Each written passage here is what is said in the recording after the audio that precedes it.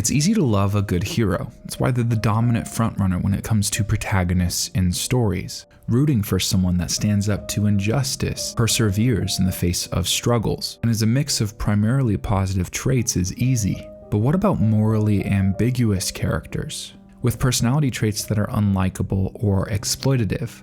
How do you write a character like that and then make it work really well?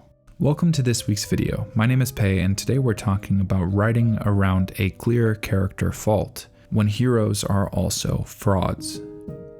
There are certain negative traits that seem to be especially sticky when it comes to an audience perception. Blatant disregard for human life or even murder sometimes gets brushed over easily, but make a character a bully, someone that leverages whatever power they have over another person in a less privileged position, and people will hate them. One of those especially sticky negative traits is exploitation. So how do you write a key character in a story, one that regularly interacts with the protagonist, and make them a fraud? Someone with a status built off of a foundation of lies. Well, there are two strong examples that immediately come to mind that approach this in very different ways. Himmel from Frieren Beyond Journey's End, and Reigen from Mob Psycho 100.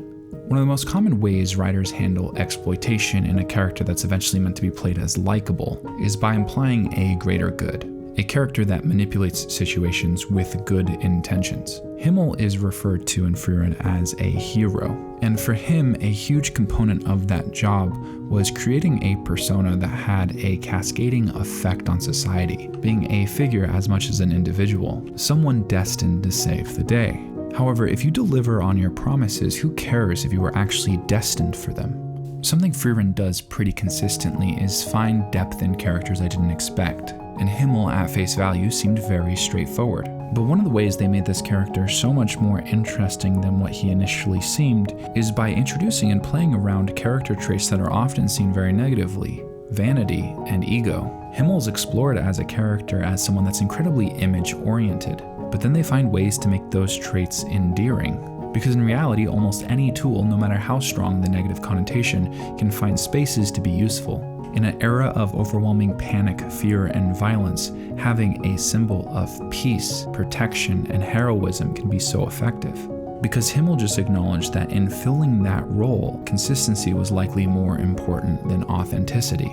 Because in a weird roundabout way, he knew who he was and what he was going to do. And it's okay if people misunderstood how he was going to get there.